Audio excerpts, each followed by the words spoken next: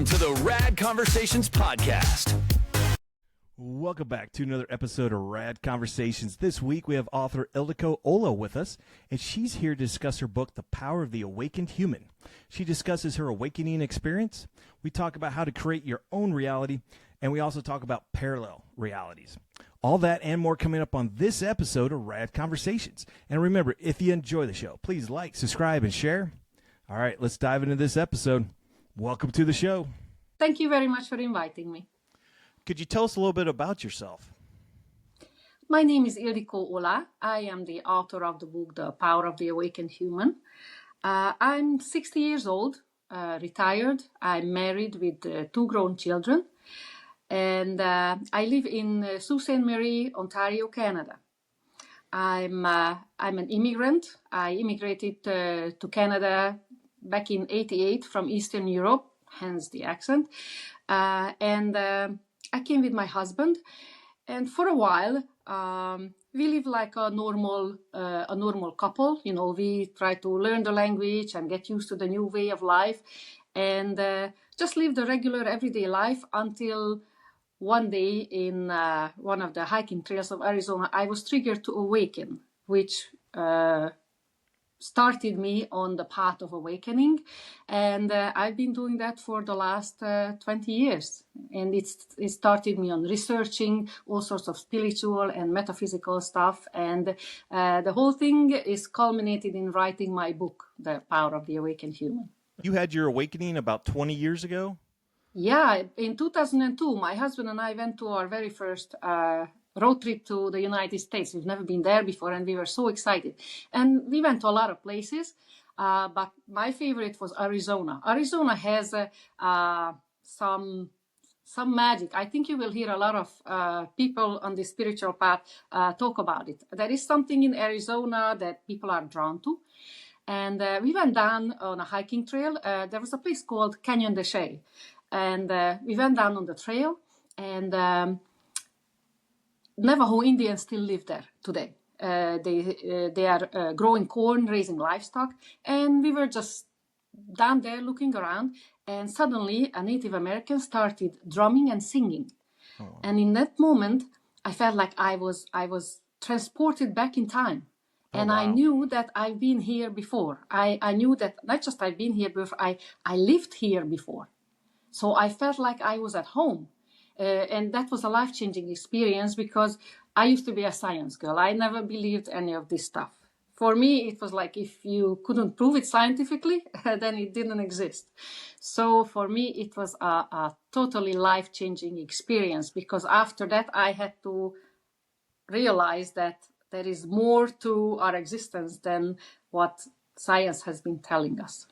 So when you heard the drum beating, were you instantly remembering your past life, or was it? It was just, it was not a life I remembered. It's just that I used to be there. So it's a sensation of feeling at home. And right away, like we heard the drumming and we just looked at each other. Oh, and it was so nice to hear. And then just boom.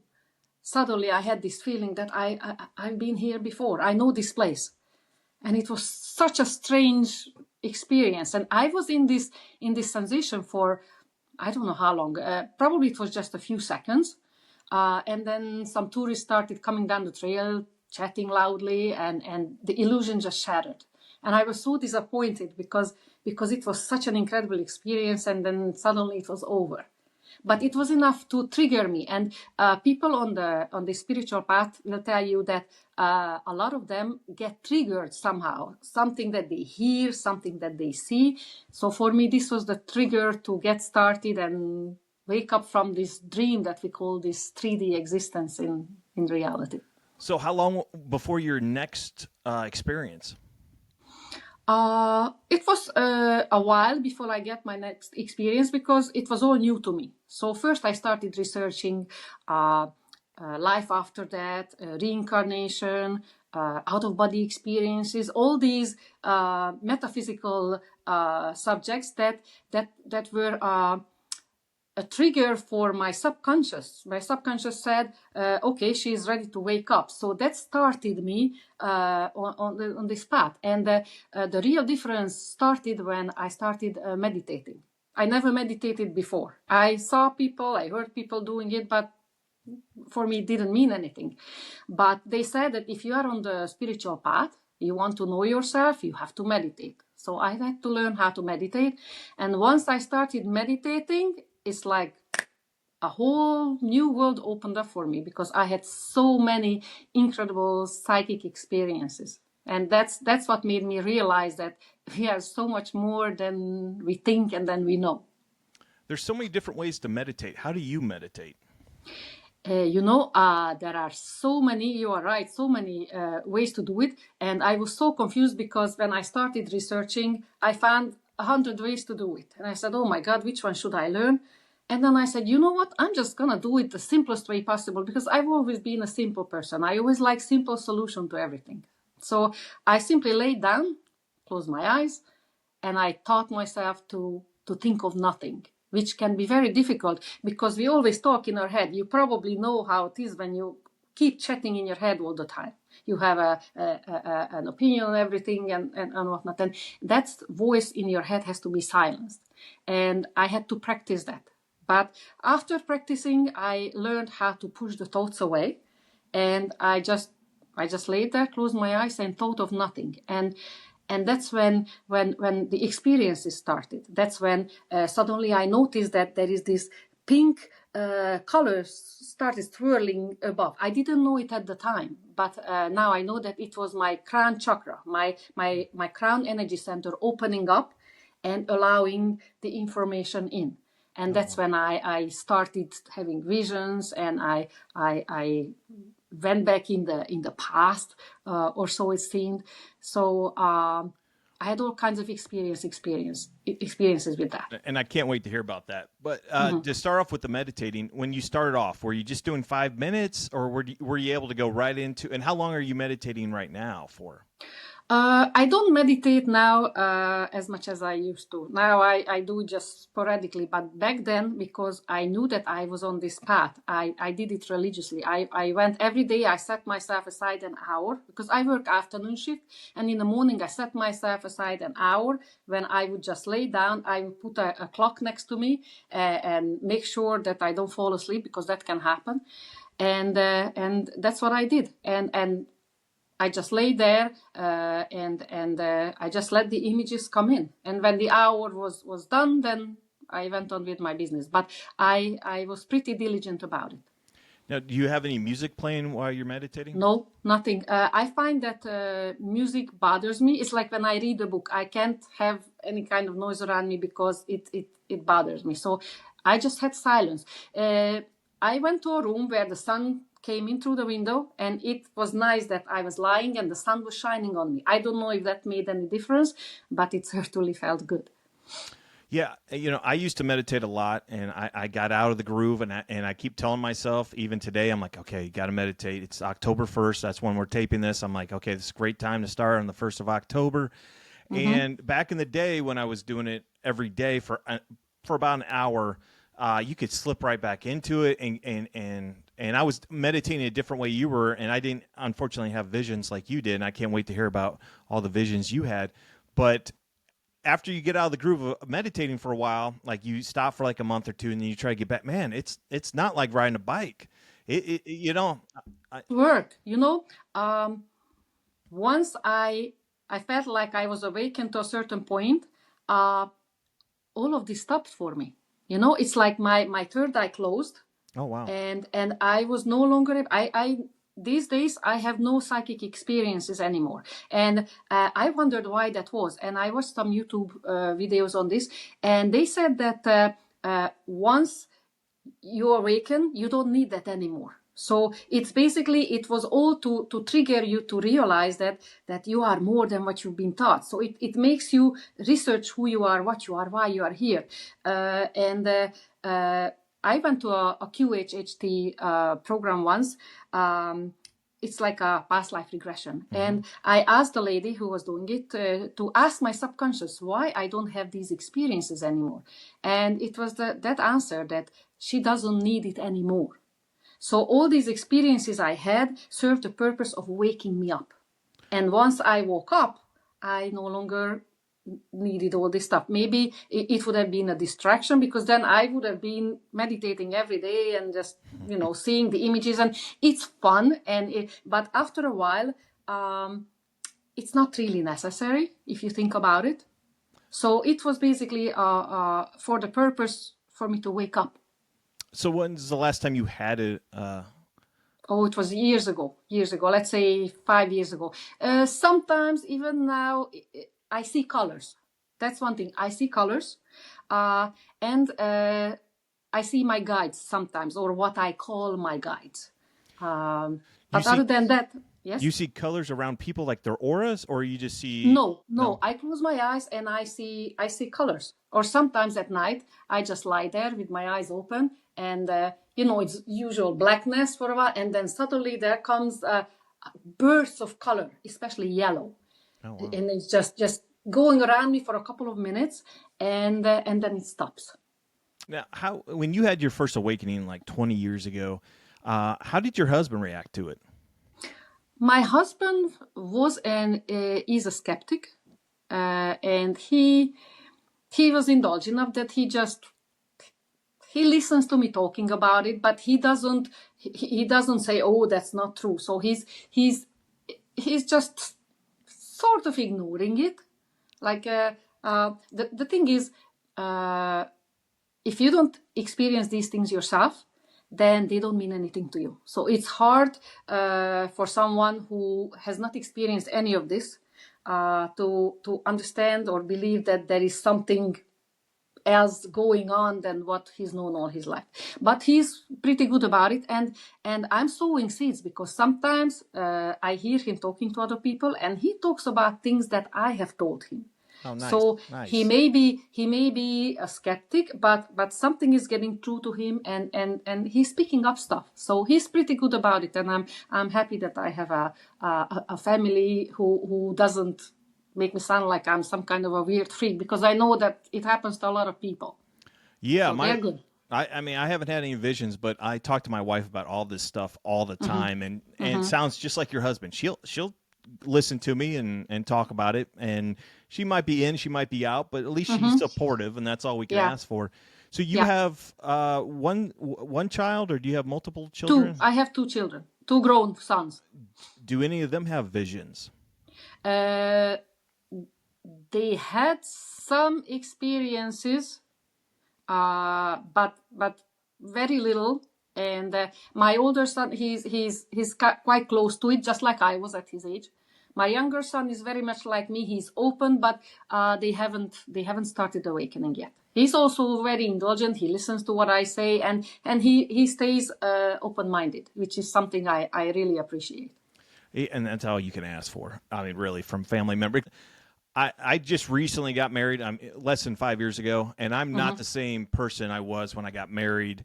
And so it's like, please go with me on this journey, even though you didn't meet this guy. We're going to go on it together. So it's great your family's supporting you too. Yeah, and it changes you. It really changes you. This path that I have taken, as my vibration rose, as I it's like I'm on a different level of existence, basically. I'm on a higher vibration, and it makes so much difference. Oh my God. My life, like both inside and outside, my life is very different. My attitudes are very different. So it comes with a lot of change, and it's good change. It's all good change. And before your awakening, what little things used to bug you that no longer bug you? Oh, people, things that people said or did. It's a lot of stuff used to bother me.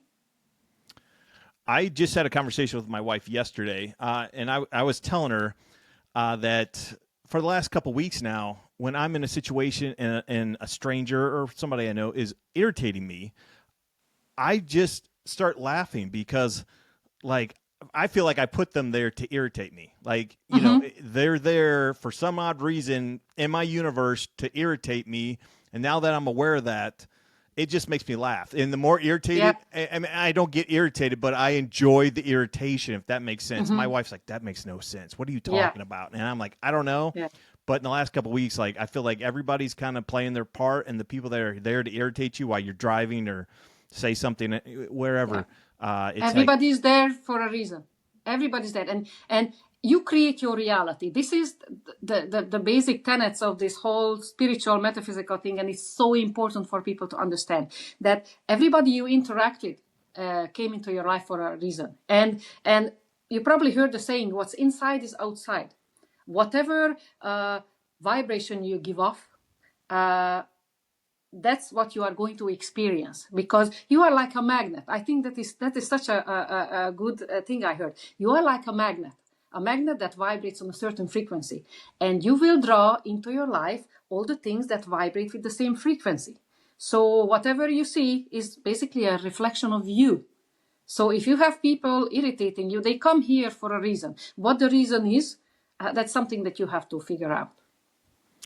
You know, and I was just having this conversation with my wife yesterday about how we're creating our own realities. And my reality is different than your reality, different than everybody else's reality. And she didn't really get that or want to go along with that. But I'm like, hey, my favorite food is XYZ, or my favorite place to go on vacation is this. That's not your favorite, but that's my reality. And we were going back and forth, and it was just a fun conversation. But yeah, it's like I don't know what reality is anymore. It's difficult to understand. See, I'm living with my husband, and we seem to be living in the same reality, but the thing is, we are not. There are, and this comes to alternate realities and parallel realities. You know, there are variations of this reality that we live in. All of them are on different frequencies, and I might be living what seems to be the same house as my husband, for example, but I'm creating this house based on my reality or my frequency, and he creates this house for himself based on his frequency, and we are not on the same frequency. So I have different experiences in the same house than he does. For example, all the household appliances, they work for me for 30, 40 years, not a problem with them. But for him, there could be problems when I don't have it. So